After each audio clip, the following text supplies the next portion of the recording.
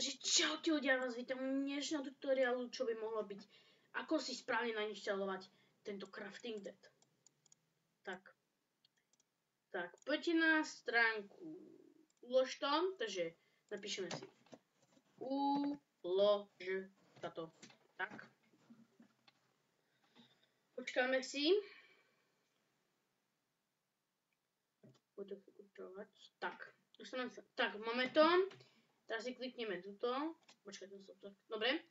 Tak tuto. A tu si napíšete makaj. Tak, napíšeme si crafting dead a potom dáte vyhľadať. Tak, musíme si počkať. A tu si stiahne toto tu prvé. Tak, toto si stiahnete. To si také urobíte, tu sú aj komentáre, ako to spraviť. Tu už som bol.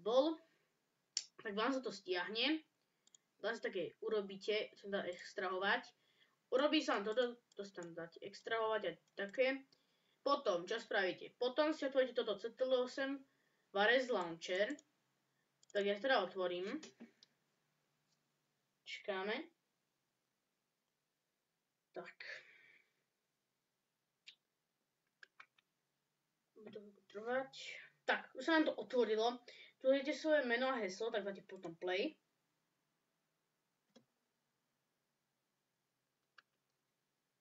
A vidíte, tu už mám váš Minecraft Crafting Dead, to už ja mám. A vám to taktiež pôjde.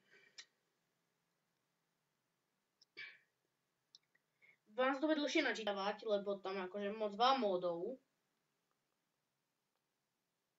Tak počkáme si. Sa fakt akože dlho načítava. Tak ja sa vám potom ozvem, hej, tak sa ťa čus. Tak som späť a tu už máme náš Crafting Dead.